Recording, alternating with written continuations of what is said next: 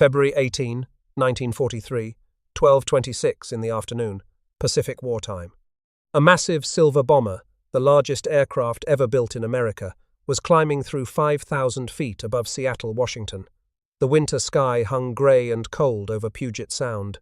Below, the city went about its wartime business, shipyards humming with activity, completely unaware that history was unfolding directly overhead. At the controls sat Edmund T. Allen, known as Eddie, to everyone in the aviation industry. He was the most respected test pilot in the country, a man who had flown more experimental aircraft than anyone alive. Boeing, Douglas, Consolidated, Lockheed, all of them trusted Allen to take their untested creations into the sky and bring back the data that would make production possible. He was methodical, precise, and possessed an almost supernatural ability to understand what an aircraft was telling him through its controls. Behind Allen, 10 crew members monitored instruments and recorded data on what should have been a routine test flight. This was the second B-29 prototype, serial number 41-0003, the aircraft that represented America's greatest hope for striking directly at the Japanese homeland. The first prototype had flown successfully 5 months earlier.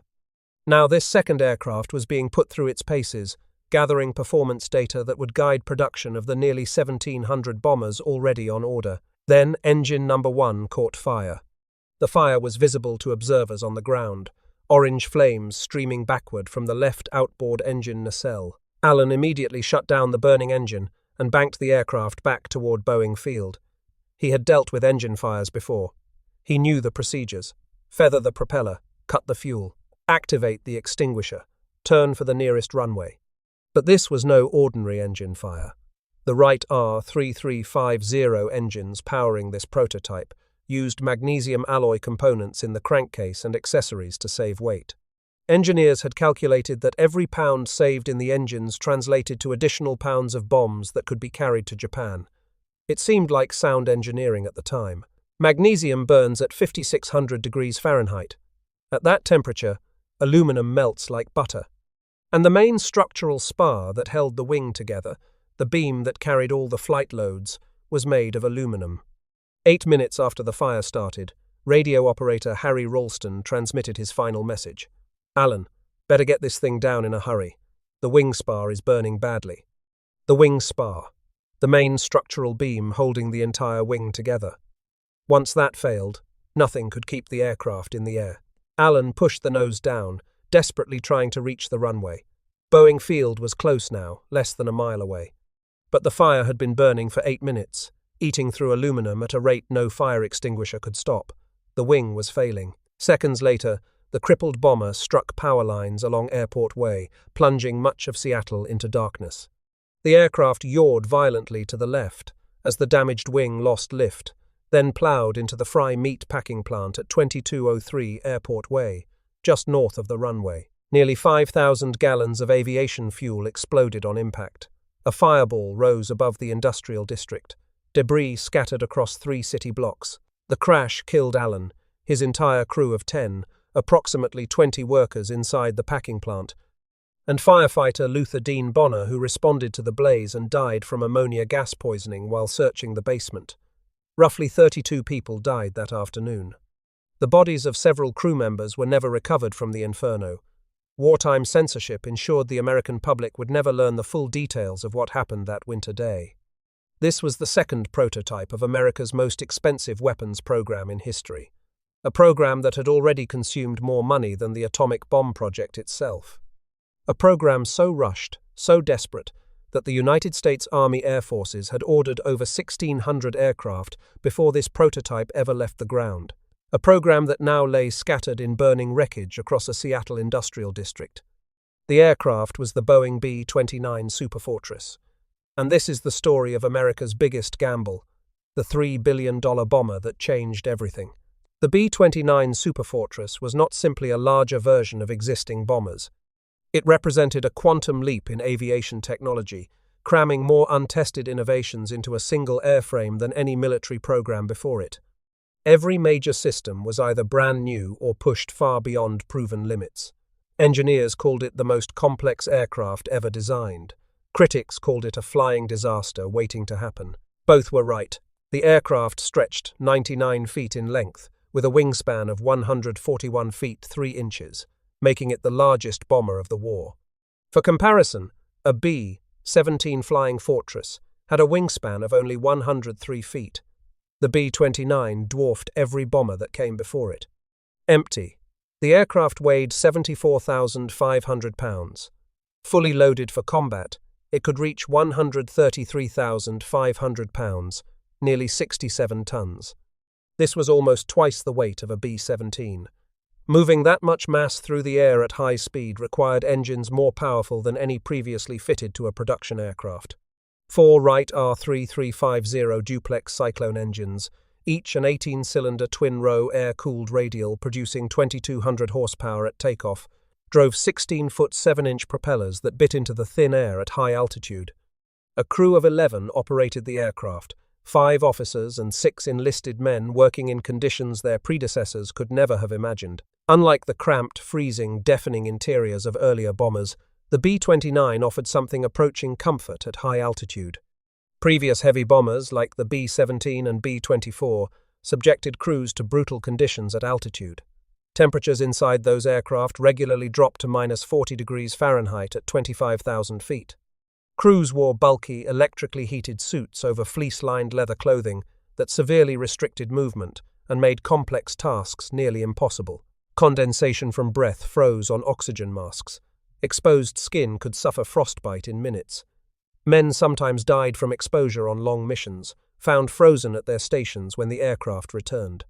The B-29 changed everything with its pressurization system, developed by Garrett AI Research. The system created 3 separate pressurized compartments connected by a remarkable engineering solution.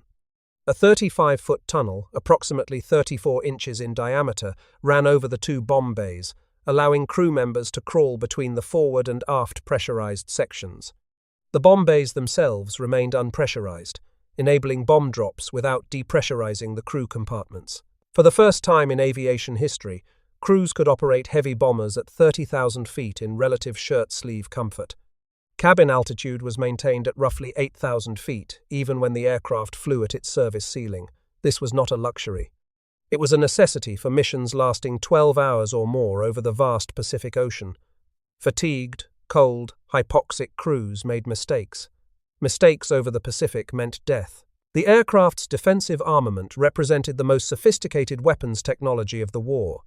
The General Electric Central Fire Control System connected 5 sighting stations throughout the aircraft to dedicated analog electromechanical computers. These computers calculated corrections for ballistics, lead, parallax, and air density in real time. Each sighting station consisted of a plexiglass blister containing a periscopic sight connected to a computing box that weighed over 200 pounds. Any gunner could electrically switch control of multiple turrets, and a fire control officer acted as a quarterback, allocating defensive fire based on the direction of enemy attacks. The system incorporated safety features preventing gunners from accidentally firing into their own aircraft, with automatic cutoffs when guns pointed toward propellers, tail surfaces, or other crew stations. The computers doubled effective gunnery range to 1,000 yards, compared to manually aimed guns on earlier bombers. Standard armament comprised 4 remote-controlled turrets plus a manned tail position, carrying 10 to 12 Browning 50 caliber machine guns. The 2 bomb bays could accommodate up to 20,000 pounds of ordnance, 4 times the capacity of a B-24 Liberator and 5 times that of a B-17 Flying Fortress. But the most important specification was range.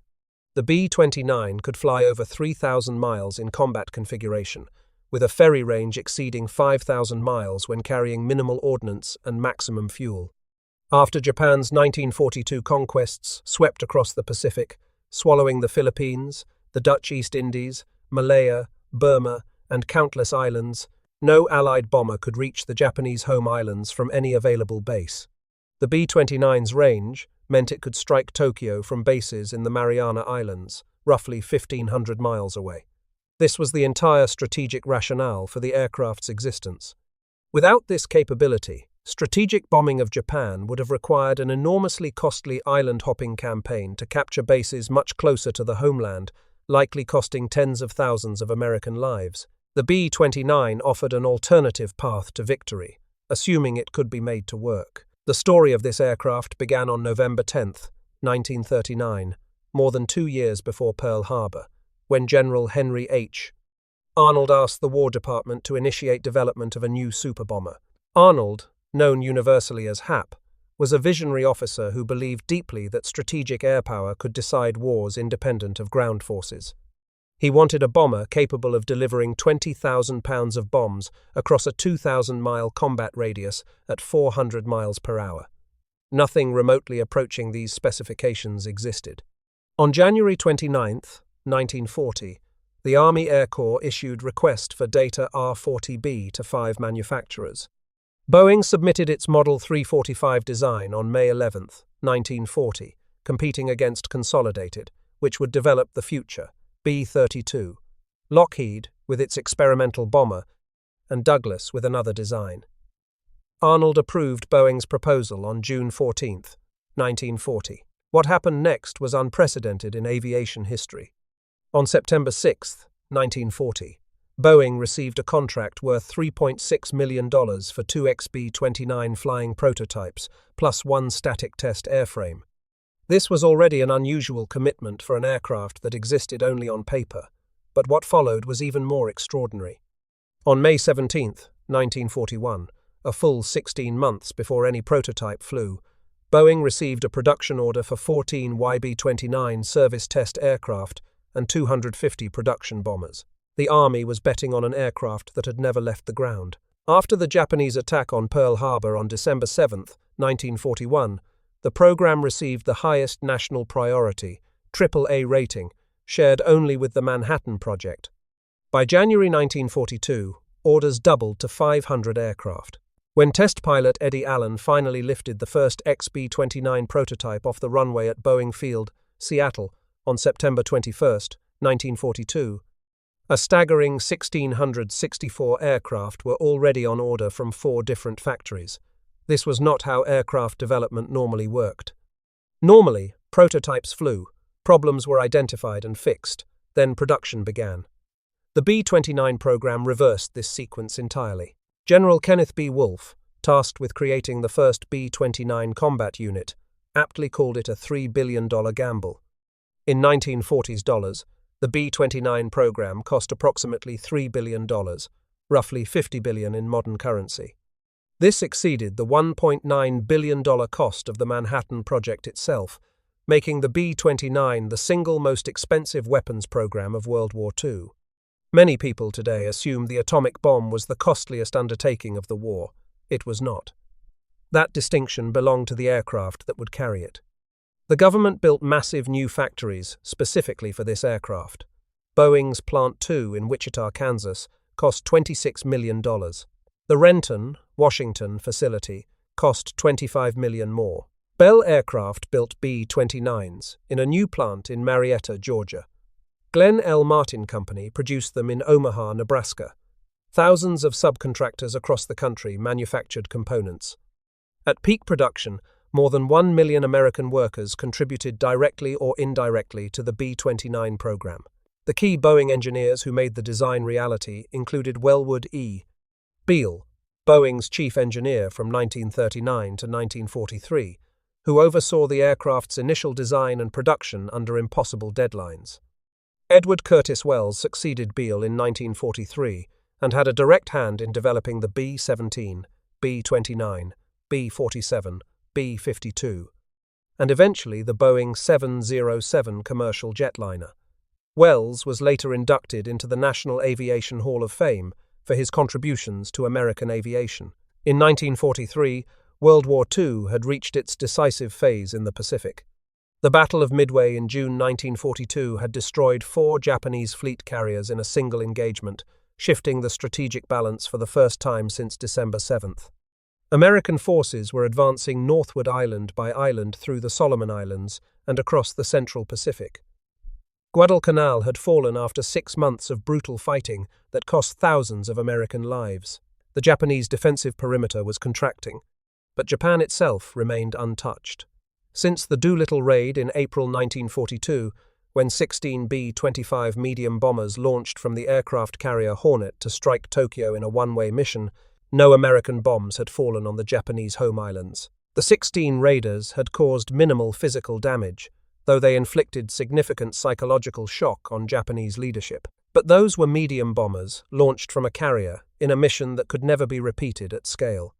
The industrial heartland that produced the ships, aircraft, tanks, and weapons sustaining Japanese conquests operated without interference. Factories worked around the clock, cities functioned normally. The Japanese people had yet to feel the war directly. This was the strategic problem the B-29 was designed to solve. Arnold believed, and convinced the Joint Chiefs of Staff, that strategic bombing could cripple Japan's war-making capacity and potentially force surrender without the need for a costly invasion. The planned invasion of Japan, Operation Downfall, was projected to cost between 250,000 and 1 million American casualties. Anything that could avoid or reduce that slaughter was worth pursuing.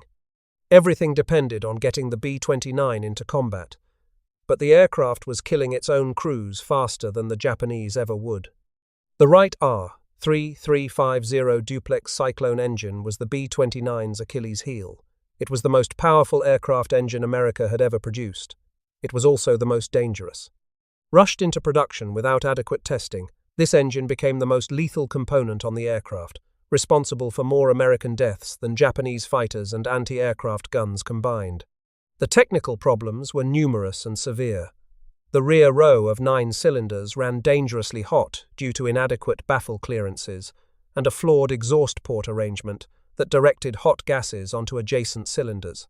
The twin turbochargers required for high-altitude performance generated extreme additional heat within already cramped engine nacelles. The engine's accessories, including the carburetor, were positioned in ways that created hotspots rather than allowing adequate cooling airflow. On tropical airfields with heavy bomb loads, the slow climb after takeoff provided insufficient cooling airflow across the engine cylinders. The R-3350 needed airspeed to cool itself, but a heavily loaded B-29 climbed slowly after takeoff, precisely when cooling was most critical. Cylinder head temperatures would spike into the red, and there was nothing the flight engineer could do but watch the gauges climb and pray.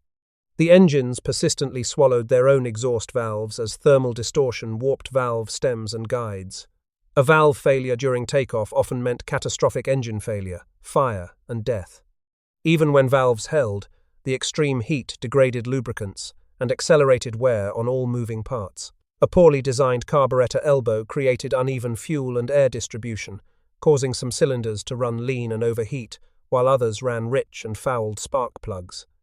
Most terrifying was the magnesium alloy used in engine crankcase and accessory components to save weight. Magnesium is 33% lighter than aluminum.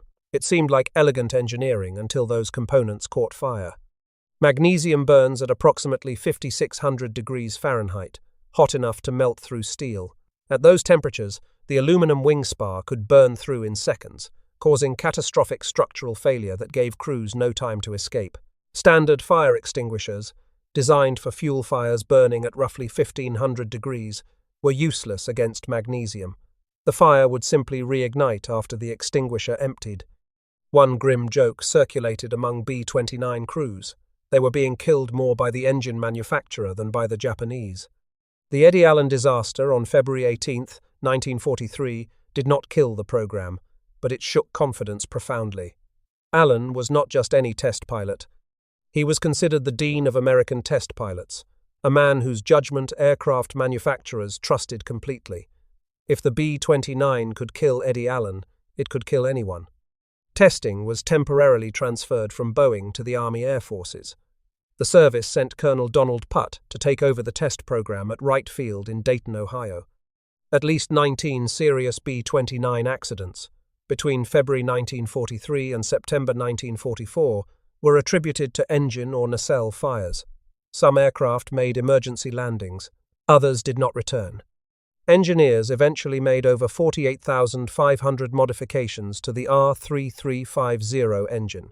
Solutions included propeller cuffs to redirect cooling air across the cylinders, improved baffles within the nacelles, crossover exhaust systems to reduce hot spots, and conversion from carburetors to direct fuel injection. Flight procedures changed too. Pilots learned to build airspeed before climbing, accepting longer runways in exchange for cooler engines.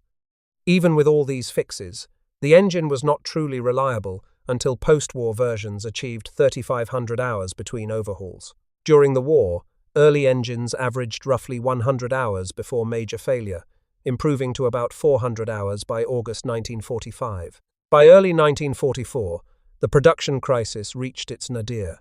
President Franklin D. Roosevelt had personally promised Generalissimo Chiang Kai-shek at the Cairo Conference in November 1943 that B-29s would bomb Japan from bases in China by spring. It was a promise Roosevelt had no business making, given the state of the B-29 program, but political considerations outweighed engineering realities. Arnold needed 175 combat-ready aircraft to fulfill the president's commitment. But of 97 B-29s built at the Wichita factory by mid-January 1944, only 16 were flyable. The rest sat on ramps and in hangars across Kansas, awaiting hundreds of urgent modifications. Wing spars needed reinforcement. Electrical systems required complete resoldering. Distorted windshields had to be replaced. Engine fixes seemed endless. Each aircraft that rolled off the assembly line was essentially a flying test bed, incorporating whatever fixes had been developed that week, while still carrying known defects that had not yet been corrected. Production had outpaced engineering. Aircraft were being built faster than they could be made safe. Arnold visited the Boeing Wichita plant on January 11, 1944. He walked the assembly line, observing workers installing components on aircraft that would require extensive modification before they could fly combat missions.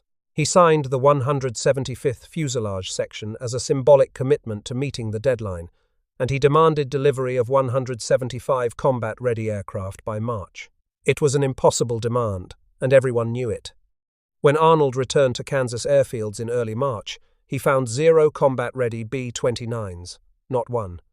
Aircraft sat in frozen fields with mechanics working in shifts around the clock, but the modifications were too extensive and the weather too brutal. Arnold was furious. His own reputation and the president's promise were at stake. The entire strategic bombing concept for the Pacific War hung in the balance. Arnold appointed Brigadier General Bennett E. Myers with authority to act in his name, giving the B-29 absolute priority over all other Army Air Forces programs. If a B-29 needed a part that existed anywhere in the military supply chain, that part would be delivered, regardless of what other program suffered. Boeing pulled 600 workers from the Wichita assembly lines to work on aircraft already built. Approximately 1,200 technicians from various contractors gathered at Kansas airfields. Soldiers with no aircraft experience were drafted as laborers. Working conditions were brutal. Kansas winter temperatures ranged from -2 to 20 degrees Fahrenheit. Snowstorms swept across open airfields, burying aircraft and grounding work for hours at a time. Minimal hangar space meant workers labored on flight lines exposed to wind and cold. They could only endure 20-minute stretches outside before retreating to gasoline heaters to restore feeling to frozen fingers. Myers ordered an end to normal military procedures. No paperwork except simple notes of work done. Hours would be as long as a man could stand on his feet. Modifications that normally required engineering approval were performed on the spot, with engineers and mechanics improvising solutions as problems appeared. The line between testing and production vanished entirely. Between March 10th and April 15th, 1944, 150 aircraft were modified to combat-ready status. Arnold compared the effort to the Battle of Stalingrad in strategic importance. History would remember it as the Battle of Kansas, a production crisis overcome through sheer determination and the willingness to work men beyond any reasonable limit. The B-29's combat debut was inauspicious, despite all the sacrifice that preceded it. On June 5, 1944, one day before D-Day in Europe, 98 B-29s of the 20th Bomber Command launched from bases in India against railroad yards in Bangkok, Thailand. This first combat mission was intended as a shakedown, a chance for crews to gain experience against limited opposition before tackling Japan itself. 5 aircraft were lost, none to enemy fire. All 5 succumbed to mechanical failures, engine fires, or accidents. The B-29 was still killing itself. 10 days later, on June 15, 1944, 68 B 29 staged through forward bases near Chengdu in western China to strike the Imperial Iron and Steel Works at Yawata on the Japanese island of Kyushu. This was the first bombing of the Japanese homeland since the Doolittle raid 2 years earlier. The mission was more symbolic than strategic, proving that America could reach Japan when many had doubted it possible. Only 47 aircraft bombed near the primary target. Navigation errors, mechanical problems, and weather scattered the formation. Post-raid reconnaissance revealed a devastating truth. Just one confirmed hit on factory buildings. Months of preparation, billions of dollars in investment, and thousands of hours of labor had produced damage that could be repaired in days. Operating from China proved logistically impossible for sustained operations. Every gallon of fuel, every bomb, every spare part, every bullet had to be flown 500 miles over the eastern Himalayas from India to China. This route, known as the Hump, crossed some of the most dangerous terrain on Earth. The weather was treacherous, the mountains unforgiving, and Japanese fighters occasionally intercepted transport aircraft. For every combat mission against Japan, the command flew an average of 6 B-29 round-trip cargo flights just to stockpile enough supplies at the Chinese bases. This meant that 7 aircraft sorties were expended to deliver the bombs that 1 aircraft would drop. The mathematics were unsustainable. Total results from the China-based B-29 campaign were dismal. Between June 1944 and January 1945, only 800 tons of bombs fell on Japanese home island targets. The entire China operation was strategically negligible, though it did force Japan to divert resources to defending the homeland earlier than planned. The capture of the Mariana Islands in mid-1944 transformed the strategic situation entirely. After bloody battles at Saipan, Tinian, and Guam that cost thousands of American casualties, 5 massive airfields became available for B-29 operations. These islands placed Tokyo 1,500 miles away, within comfortable range of the B-29, with a direct ocean route, requiring no logistical relay through hostile territory. The Seabees, the Navy's construction battalions, built the largest airfield complex in history on these islands. Northfield on Tinian alone had 4 parallel runways, each 8,500 feet long, plus taxiways, revetments, and parking for hundreds of heavy bombers. This was where the war would be won or lost. The first Marianas-based raid on Japan came on November 24, 1944, when 111 B-29s of the 21st Bomber Command attacked the Nakajima Musashino aircraft factory near Tokyo. The plant produced engines for Japanese fighters and bombers. Destroying it would cripple Japanese air defenses. The B-29s approached at 25,000 to 30,000 feet, above the effective range of most Japanese anti-aircraft guns. Only 24 bombs hit within the factory perimeter. Damage assessment showed approximately 1% structural destruction. The raid was a tactical failure, despite the strategic achievement of bringing sustained bombing to Japan. The problem was not the aircraft, but the atmosphere above Japan. The jet stream, a river of air moving at speeds often exceeding 200 miles per hour and sometimes surpassing 300 at bombing altitudes, was a phenomenon that meteorologists barely understood in 1944. Bombs dropped from 30,000 feet into those winds were carried miles off target. Bombardiers trained for European conditions found their skills worthless in Japanese skies. Cloud cover made visual bombing possible only about 4 days per month during winter over Japan. Radar bombing was inaccurate and could not achieve the precision needed to destroy specific factories. Strike photography from January 1945 revealed the scope of the problem. Only about 12% of bombs landed within 1,000 feet of their aim points. This was not precision bombing. This was area bombardment at best. Major General Curtis LeMay replaced the previous commander on January 20, 1945, bringing a reputation as the most aggressive and innovative commander in Arnold's arsenal. LeMay had transformed the 8th Air Force's bombing accuracy over Europe through improved tactics and intensive training. Arnold expected him to work similar magic over Japan. After 6 more largely unsuccessful high-altitude precision missions, LeMay reached a different conclusion. Precision bombing from high altitude would not defeat Japan before the scheduled invasion. The doctrine that worked over Europe could not work over Japan. If LeMay kept trying, the invasion would proceed as planned, and hundreds of thousands of Americans would die on Japanese beaches. His analysis was coldly logical. 90% of Japan's war production came from small subcontractor workshops dispersed throughout civilian residential districts, not concentrated in large factories vulnerable to precision attack. Japanese cities were predominantly wood and paper construction, dating from centuries when stone was scarce and earthquakes frequent. These cities were extraordinarily flammable. Japan's night fighter force was small, poorly trained, and equipped with inadequate radar.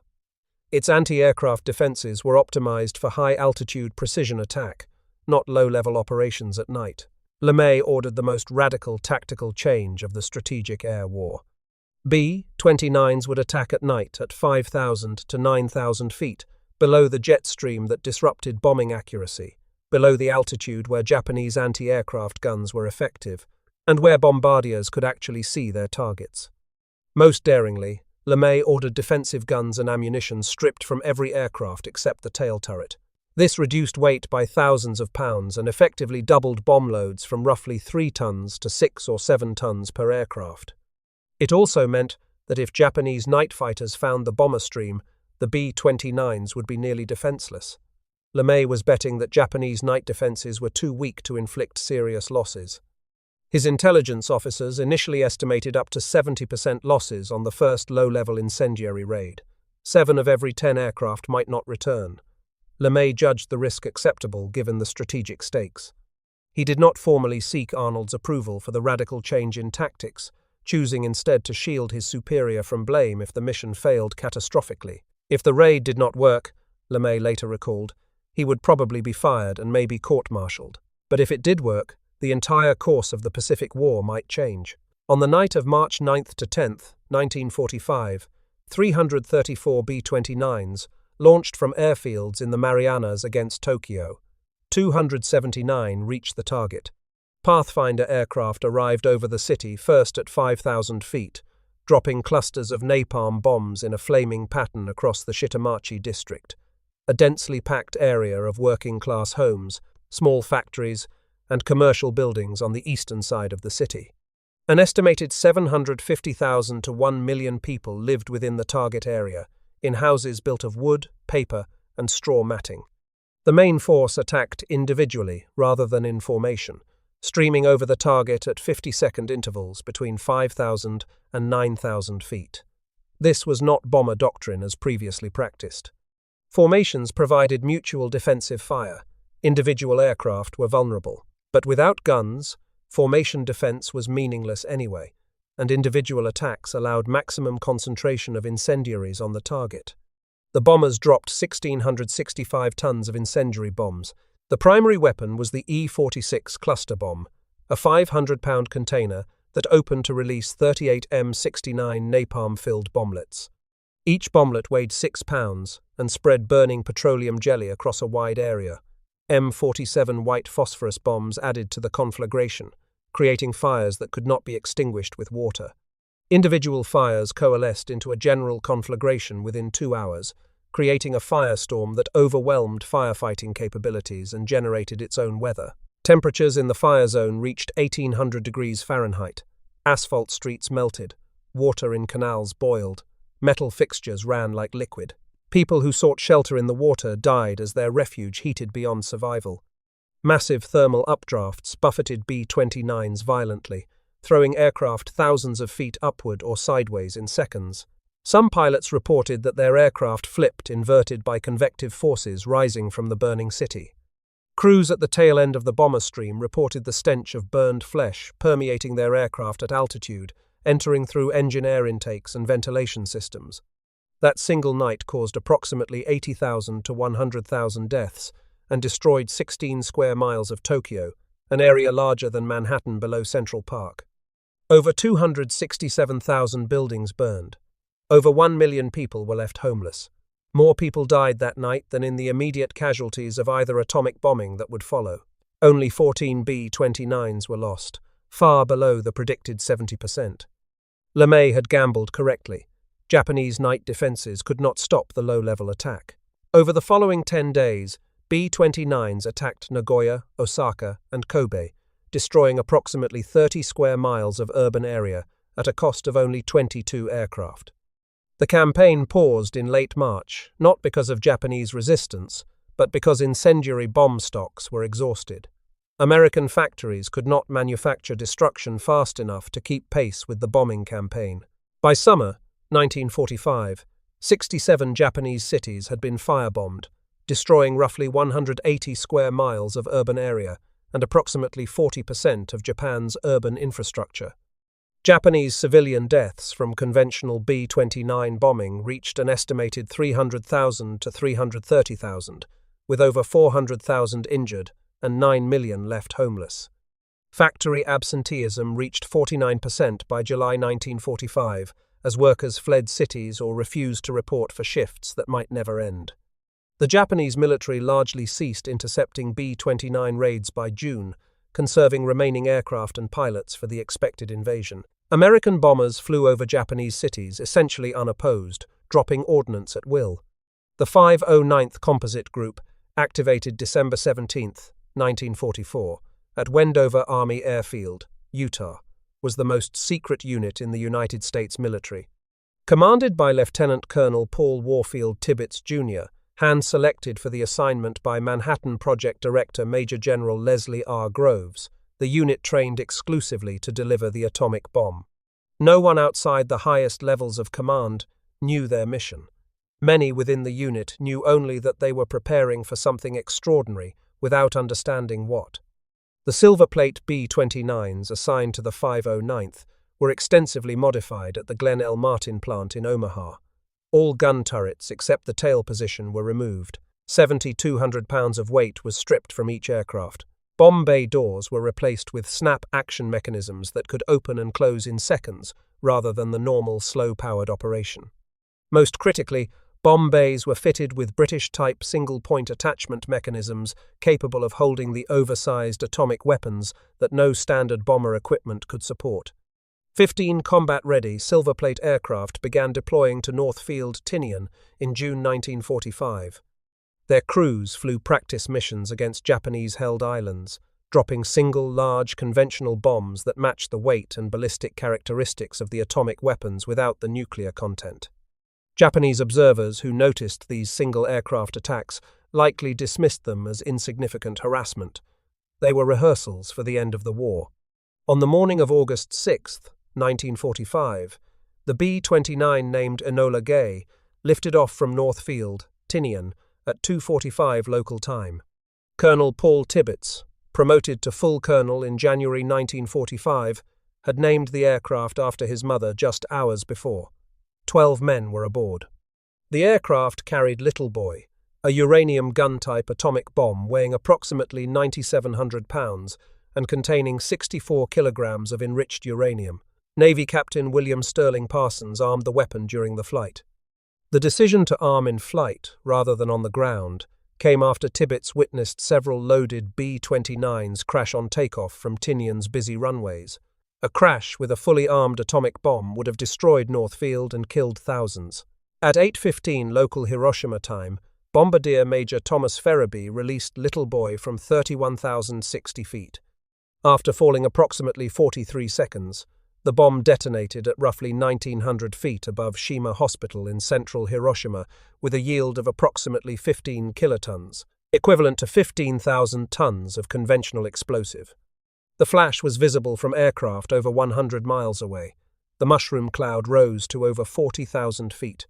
Below, the city ceased to exist as a functioning entity in an instant. The blast destroyed 69% of Hiroshima's buildings across 4.7 square miles. Fires consumed much of what the blast left standing. Estimated deaths by the end of 1945 reached approximately 140,000 people.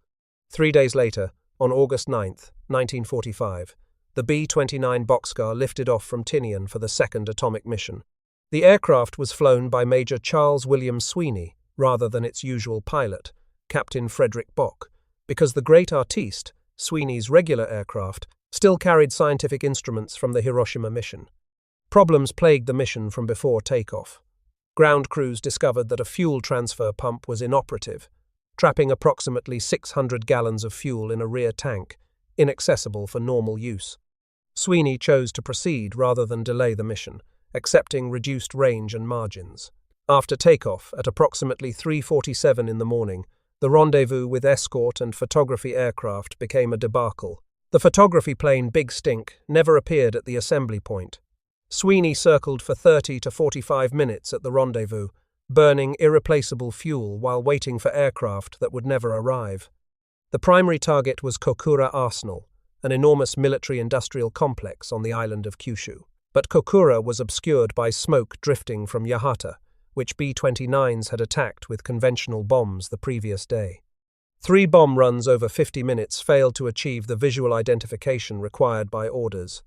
Meanwhile, Japanese anti-aircraft fire intensified and fighters appeared to be assembling for intercept. Now critically low on fuel and 80 minutes behind schedule, Sweeney diverted to the secondary target, Nagasaki. That city was also obscured by clouds when Boxcar arrived. At the last moment, Bombardier Captain Kermit Beahan spotted a break in the overcast and released Fat Man at 10:58 local time. The plutonium implosion bomb, weighing approximately 10,300 pounds with a yield of approximately 21 kilotons, detonated at roughly 1,650 feet above the Urakami Valley, but 1.5 miles northwest of the intended aim point. Intervening hills partially shielded much of Nagasaki's city center, significantly reducing casualties from what they would have been with an on-target detonation. Even so, estimated deaths by end of 1945 reached approximately 74,000 people. Boxcar barely survived the return flight. Unable to reach Iwo Jima with remaining fuel, Sweeney diverted to Yontan Airfield on Okinawa. He fired every distress flare aboard as he approached, signaling an emergency landing. During the final approach, the No. 2 engine died from fuel starvation. The aircraft touched down hard on 3 engines with minimal fuel remaining. A second engine quit while turning off the runway. Sweeney had narrowly avoided disaster. Japan announced its surrender on August 15, 1945, 6 days after Nagasaki and the Soviet invasion of Manchuria. Emperor Hirohito's surrender broadcast specifically cited the atomic bombs as reason for accepting the Potsdam Declaration. The formal instrument of surrender was signed September 2, 1945, aboard the battleship Missouri in Tokyo Bay.